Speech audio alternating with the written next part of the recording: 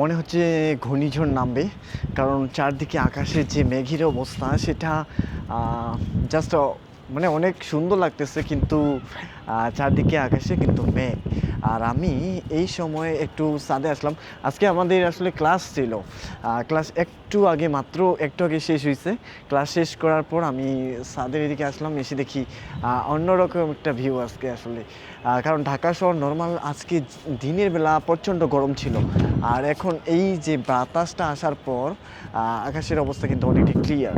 And এদিকে কিন্তু এখন জাস্ট দেখো আকাশে মেঘের অবস্থাটা, কত মেঘ আকাশে। আজকে মনে হয় বিশাল ঝড় উঠবে এরকম একটা মনে হচ্ছে। আর আকাশের মেঘ তো কালো, একেবারে কালারটা, আর ভেসে ভেসে বেড়াচ্ছে।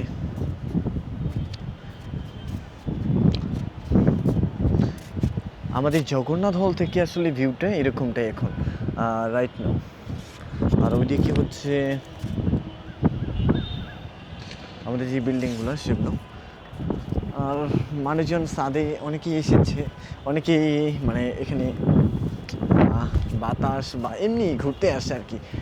ছাদ তো একটা ভালো লাগার জায়গা, আর প্রচণ্ড বাতাসের কারণে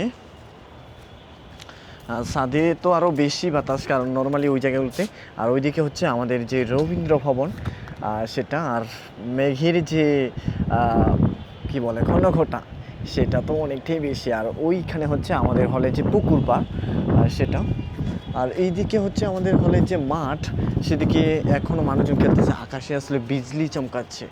আর এই যে ওই সাইডে মাঠের দিকের অবস্থাটা এরকম, মানে মানুষজন এখনও আসলে মাঠে খেলতেইছে, কারণ এই মোমেন্টটাকে অনেক এক্সাইটেড একটা মোমেন্ট।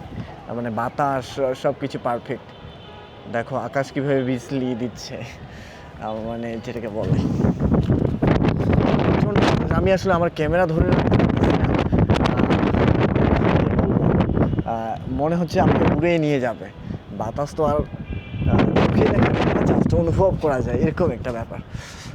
প্রচণ্ড বাতাস, চারদিক থেকে বাতাস আসতেছে, আর আমাকে মানে বাতাস মনে হয় উড়িয়ে নিয়ে যাবে এরকম টাইপের। আমি ছাদে এসে এই ব্যাপারটা এখানে দেখতেছি। আর ওই দিকের মেঘটা সত্যি অসাধারণ একটা মেঘ।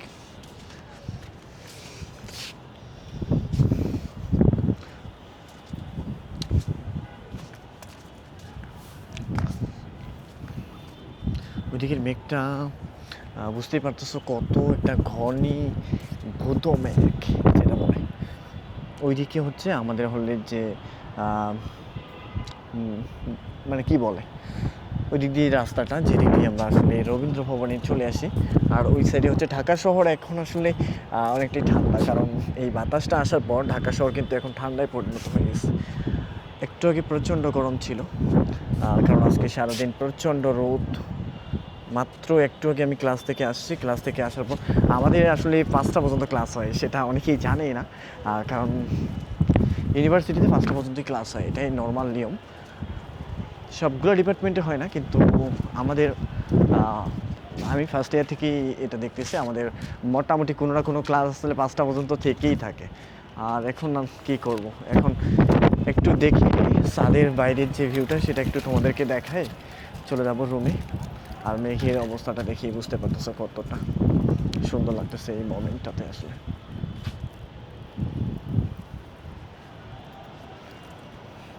এদিক থেকে মনে হচ্ছে বৃষ্টি নামবে।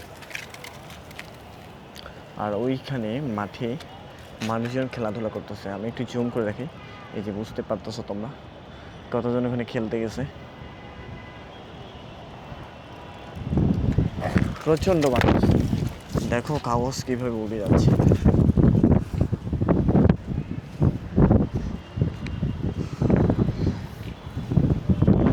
এই মেঘলা দিনই একলা ঘরে থাকে না তো মন,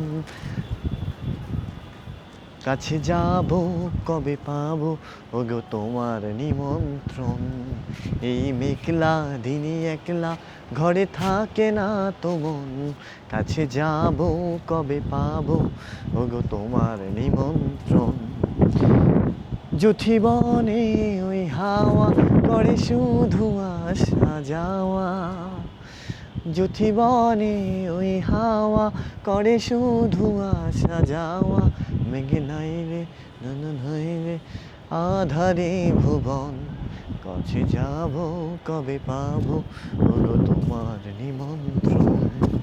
এই মেঘলা দিনে একলা ঘরে থাকে না তো মন, কাছে যাব কবে পাবো ওগো তোমার নিমন্ত্রণ। এটি ঢাকা শহর, কখনো গরম কখনো ঠান্ডা, আর কখনো তো গরমটাই বেশি পড়ে, ঠান্ডাটা তো খুব কমই আমরা দেখি। তো এখন চলে যাবো রুমে থেকে। এদিকে এসেছিলাম তোমাদেরকে দেখানোর জন্যই, তোমরা বুঝতেই পারতেছো এখন আমাদের হলে যে ভিউটা এরকম, মানে ছাদ থেকে ভিউটা এরকমটাই, আকাশে শুধু মেঘ আর মেঘ, মাঝে মাঝে একটা দুইটা বিজলি চমকাচ্ছে, আর আকাশে পাখি উড়ায় উড়ায় বেড়াচ্ছে, সেটাই। আর ওইদিকে হচ্ছে পুরো ঢাকা শহর একেবারে নিস্তব্ধ হয়ে গেছে বাতাসের কারণে, আর বিজলি চমকাচ্ছে মাঝে মাঝে, বুঝতে পারতেছো, মানে বৃষ্টি আসার পূর্ব মুহূর্ত যেটাকে বলে, একটু পরেই বৃষ্টি নামবে, ঘূর্ণিঝড় হওয়ার সম্ভাবনা একটু দেখতেছি, কারণ বাতাসের আর পরিমাণটা একটু বেশি, জোরেই ধাক্কা দিচ্ছে, অনেক জোরে।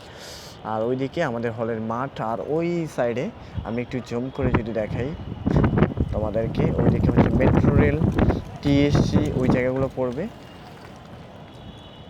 তো এখন কিন্তু ওয়েদারটা অনেকটাই পারফেক্ট, আড্ডা দেওয়ার মোমেন্ট এরকম টাইপের আর কি, মানে এখন এসে আড্ডা দেওয়া যায় এরকম টাইপের একটা ওয়েদার বিরাজ করতেছে। তো এটাই ছিল আজকের ছাদের যে ভিউ। চলে যাবো নিচে।